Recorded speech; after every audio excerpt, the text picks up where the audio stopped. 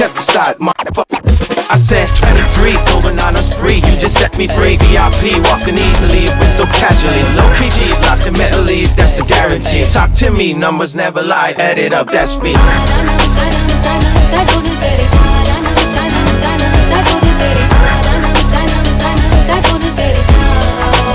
I said 23.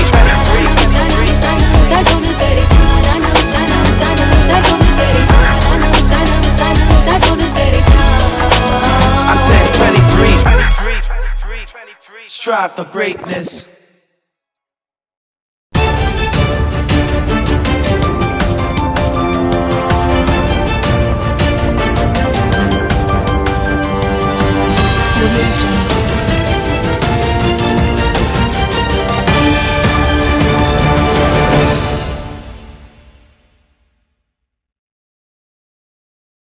आप सभी को नमस्कार। आपने अपना कीमती टाइम निकाल कर यहाँ पे आए हमारा न्यूज़ को कवरेज करने के लिए, इसके बहुत बहुत धन्यवाद। देखिए, मैंने पिछले साल भी जीबी पंत का एक इशू को उठाया था, इन एलिजिबल रेडियोलॉजिस्ट के ऊपर में, जो कि ये मैं नहीं कह रहा था, मैं ये अंडमान निकोबार एडमिनिस्ट्रेशन ने कहा है। और इसके ऊपर मैंने इंटरव्यू दी थी, पर हमारा एडमिनिस्ट्रेशन में प्रॉब्लम ये है कि जो हेल्थ सेक्रेटरी रहता है वो कुछ दिन के लिए रहता है, वो हट जाता है, डायरेक्टर चेंज हो जाते हैं जीबी पंत का, चीफ सेक्रेटरी साहब भी चेंज हो जाते हैं। मैं अब जब नए सिरे से सब बैठे हुए हैं, जैसा अभी फिलहाल हमारा डायरेक्टर एनएम्स प्रेजेंट है, डायरेक्टर हेल्थ अभी है प्रेजेंट पोर्ट ब्लेयर में, सेक्रेटरी हेल्थ है अभी पोर्ट ब्लेयर में, चीफ सेक्रेटरी साहब है, तो ये सब है। तो मैं इन्हीं का ही चीज मैं इनसे पूछना चाहता हूँ, क्योंकि हम बार बार देखते आए हैं कि हमारे आइलैंडर्स बहुत ही मुसीबत से जीबी पंत से गुजर रहे हैं। जब भी आते हैं इनका ट्रीटमेंट सही सलामत नहीं होता है, कभी इनका कहना रहता है कि रिपोर्ट सही नहीं रहती है, कोई डॉक्टर देख नहीं रहा है। तो मैं इसी संदर्भ में मैं एक पर्टिकुलरली पॉइंट आउट करके मैं आपको बता रहा हूं और एडमिनिस्ट्रेशन का आंख खोलना चाहता हूं, ताकि एडमिनिस्ट्रेशन अपना आंख खोले और ये डॉक्टर को जल्द से जल्द हटाए। क्योंकि हमने देखा था इसी साल 29 जनवरी को हमारा सेक्रेटरी और ईएनटी का डॉक्टर का जो है समय सीमा समाप्त हो गई कॉन्ट्रेक्चुअल, और उनको एक्सटेंड नहीं करा गया और उनको निकाल दिया गया। तो ये बड़ी दुख की बात है कि वैसे ही हमारे अंडमान निकोबार में कोई डॉक्टर नहीं आना चाहते, स्पेशलिस्ट नहीं आना चाहता। ये मैं नहीं, एडमिनिस्ट्रेशन कह रहा है, इवन डायरेक्टर एनएम्स डायरेक्टर डीएचएस कह रहा है। तो जब जो है आप उनको तो निकाल रहे हैं, किस वजह से निकाल रहे हैं ये कुछ नहीं मालूम, मगर आप निकाल रहे हैं क्योंकि यहाँ अंदर काफी पॉलिटिक्स चलती है ये डॉक्टर्स के बीच में। तो जब उनका उनसे नहीं बनती है तो निकाल देते हैं। मैं इसी तरह का एक मैं आप लोगों के सामने एक पेश कर रहा हूं। देखिए, ये नवंबर 2024 को हमारा Andaman Nicobar administration eligible candidate और ineligible candidate for the post of specialist doctor के बारे में निकाला है। नवंबर 2024, ध्यान से सुनिएगा। ये लिस्ट में ये नीचे में एक है डॉक्टर भीम बहादुर, जो कि रेडियोलॉजिस्ट है। ही इज इन एलिजिबल, लिखा हुआ है clear cut, he is in eligible. मैं एक कॉपी आपको देता हूं, ये एडमिनिस्ट्रेशन का बाकायदा साइन हुआ वाला पेपर है। ठीक, इसके ऊपर में मैंने आवाज उठाई। उसके बाद मैं और थोड़ा पता करा, जब एडमिनिस्ट्रेशन इनके ऊपर एक्शन नहीं ली तो ऑलरेडी डिपार्टमेंट ऑफ रेडियोलॉजिस्ट, आप देखिए यहां में नाम दिया हुआ है डॉक्टर भीम बहादुर, और वो है आपका मेडिकल ऑफिसर ऑब्लिक रेडियोलॉजिस्ट। ये ऑब्लिक क्या होता है? Medical officer oblique radiologist. What is oblique? What does this oblique means? साथ में इनके साथ में 3 JR है, जूनियर रेसिडेंट है। तो जब अगर मेडिकल ऑफिसर है, that means is not a radiologist. Radiologist के लिए आपको लाइसेंस लेना पड़ता है, इसका अलग से है।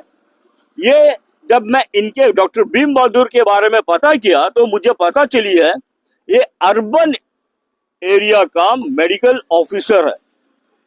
तो जब ये मेडिकल ऑफिसर है अर्बन एरिया का, how he is looking radiologist, जबकि हमारा एडमिनिस्ट्रेशन साफ कर दिया था कि he is ineligible specialist, he is ineligible for the post of specialist।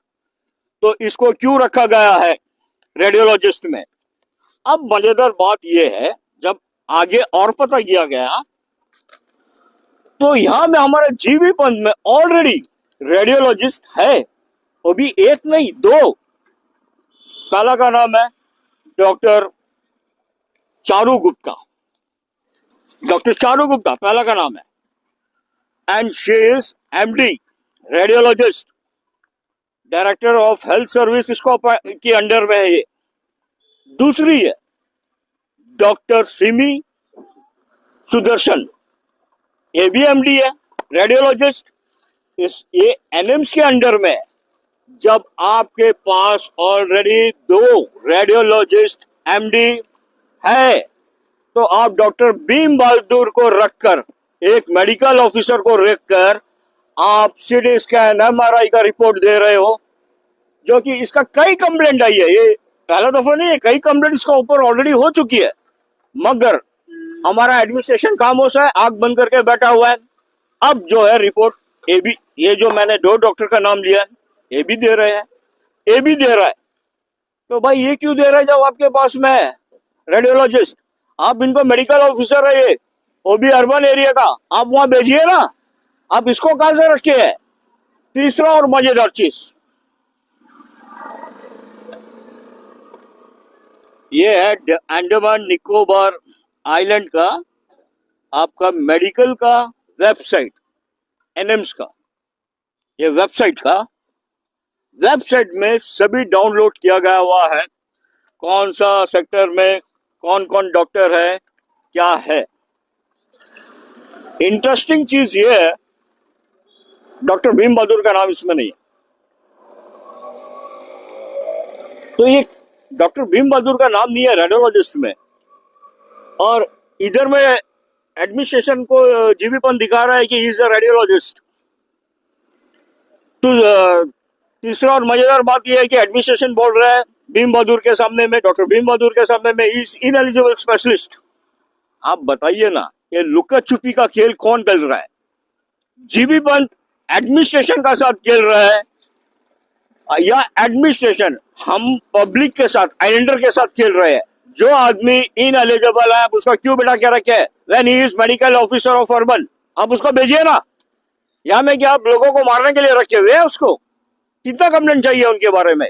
मैं तो आपको सारा चीज बता दिया, एडमिनिस्ट्रेशन का लेटर दिखा दिया, नोटिस दिखा दिया कि एडमिनिस्ट्रेशन को डिक्लेयर कर दिया ही इज इनएलिजिबल, फिर उसको क्यों यहाँ पे है? आप बताइए। और दो ऑलरेडी एमडी रेडियोलॉजिस्ट यहाँ पे है, मैंने उनका नाम भी बताया, आप उनको चार्ज दीजिए, इनको क्यों रखे हुए हैं?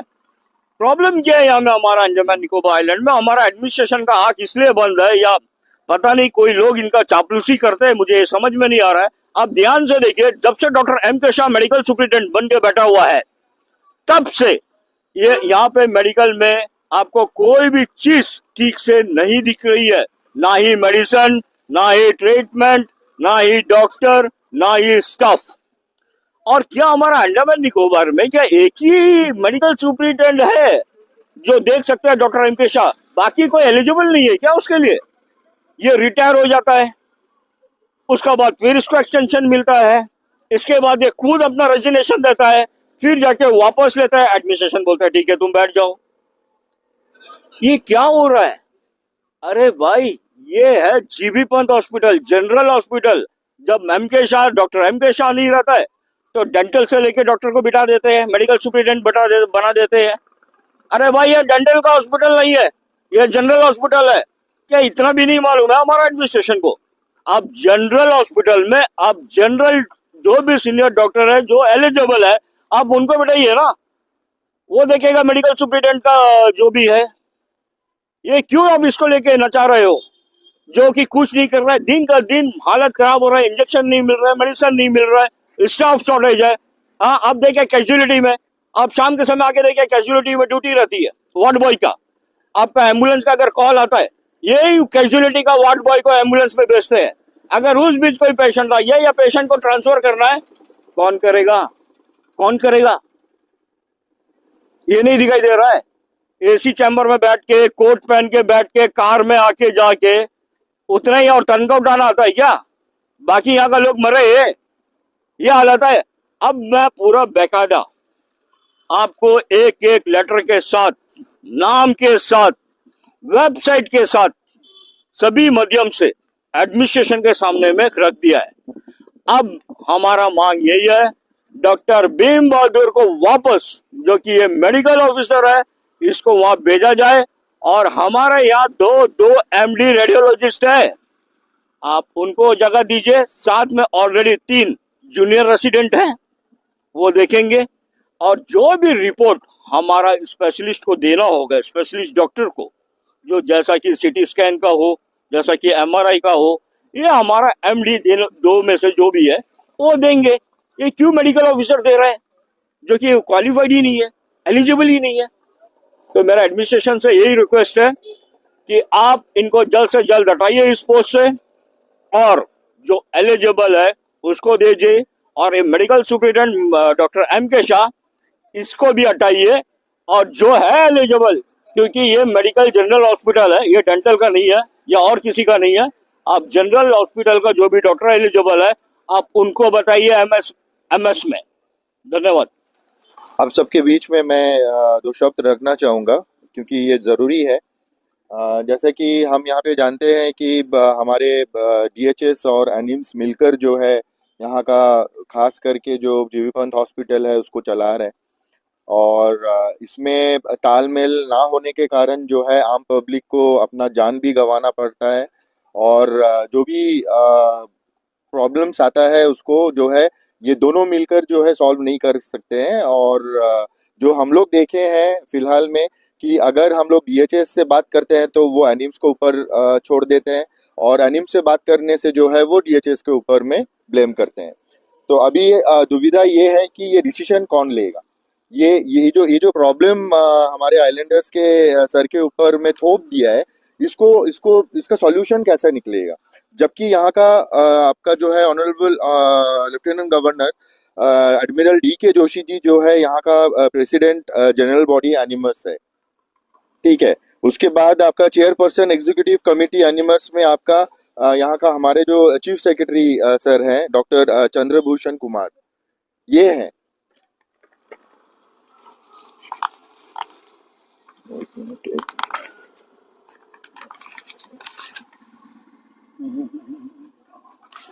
ओके, तो ठीक है। तो मेन बात ये है कि जब एलजी चीफ सेक्रेटरी हमारे एडमिनिस्ट्रेशन डायरेक्टली जुड़ा हुआ है एनिम्स से, और एनिम्स का जो खस्ता हालत है पिछले मेरे नॉलेज में तो 4 से 5 साल जो है हम लोग सिर्फ एचआरएस की तरफ से मेरे ख्याल से 90% जो क्वेश्चंस है वो एनिम्स के ऊपर में ही आया है, उनके डॉक्टर्स के ऊपर आया है, उनके जो मैनेजमेंट सिस्टम है उनके ऊपर आया है, और साथ साथ में ऑब्वियसली ये डीएचएस के ऊपर में भी हम लोग काफी सारा क्वेश्चंस किए हैं। लेकिन ये सबका जो डिसीजन मेकर्स है, जो सॉल्यूशन गिवर है, उन लोग तो हमारे आइलैंड के टॉप पोस्ट में बैठा हुआ एक एलजी है चीफ सेक्रेटरी, एंड न जाने और भी कितने डॉक्टर्स और यही के लोग रहेंगे। क्या इनको क्या समझ में नहीं आ रहा है? ये किस भरोसे में अंडमान का डेवलपमेंट चाह रहे हैं? हम भी चाहते हैं कि अंडमान का डेवलपमेंट हो, यहाँ पे जो भी इम्प्लीमेंटेशन हो वो हमारे आइलैंडर्स के लिए सही हो और मॉडर्न हो, ताकि वो बाहर दुनिया से जो है कम्पीट कर सके। एब्सोल्युटली हम भी चाहते हैं, लेकिन ढंग ऐसा है, ट्रेलर ऐसा है। क्या सोच के जो है हमारे जो एक सोसाइटी बेस्ड एनिम्स है, जो कि एक मेडिकल कॉलेज के हिसाब से यहाँ पे आया था, उनको जीबी पंत हॉस्पिटल दिया गया? किस कंडीशन में दिया गया? ऑब्वियसली बेटरमेंट के लिए ही दिया गया होगा, या कुछ ऐसा सोच रख के या ऐसा कोई दावा रख के, प्रोमिसेस रख के दिया गया होगा। क्या मिल रहा है हमें क्या मिल रहा है? तो इसका आंसरेबल कौन होना चाहिए? हमारे चीफ सेक्रेटरी साहब, हमारे एलजी साहब सामने आए और इसके बारे में जो हेल्थ सेक्टर का खस्ता हालत है, I am not talking about only GB Pant hospital, I am talking about total health sector in Andaman and Nicobar islands. ये तमाशा और नहीं चलेगा। जैसा कि यहाँ में डीम यूनिवर्सिटी के लिए पूरा आइलैंडर्स इकट्ठा हुआ है, बहुत जेन्युइन था, बहुत ही सही था उनके हिसाब से कि यहाँ पे डीम यूनिवर्सिटी आने से काफी सारा प्रॉब्लम्स रहेगा। ऑब्वियसली इसको डिस्कस मोड में लाना चाहिए था, लोगों से पूछना चाहिए था। वही हो रहा है ना अभी तो वही हो रहा है। 2015 से अगर ये शुरू हो रहा था तो एक भी आइलैंडर्स को प्रॉपर नॉलेज क्यों नहीं है, एक भी स्टूडेंट्स को क्यों बताया नहीं गया है। भले ये मैं नहीं बोल रहा हूँ कि डीम यूनिवर्सिटी खराब है, लेकिन क्या है कि ये सोच जिस वजह से अंडमान एंड निकोबार में इम्प्लीमेंट कर रहा है उसका आप ट्रेलर देखिए। एनिम्स को यहाँ पे लाया गया बेटरमेंट के लिए, लेकिन यहाँ में बर्बादी छा गई है। ऐसा कोई दिन नहीं है, ऐसा कोई लोग नहीं है पेशेंट्स यहाँ पे आते हैं और हेल्थ सेक्टर को गाली नहीं देते हैं। ये अभी बहुत हाई टाइम हो गया है। अब जो भी इश्यूज हम लोग इतना दिन से झेल रहे थे उसके लिए रोड पर आने का जरूरत है।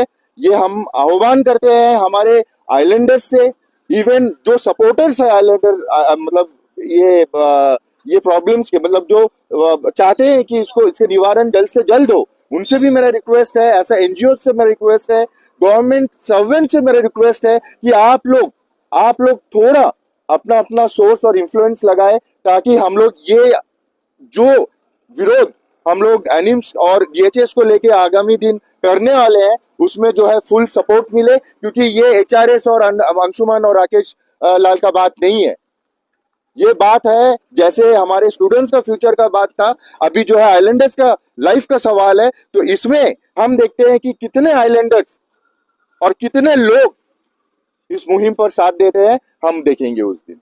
Thank you.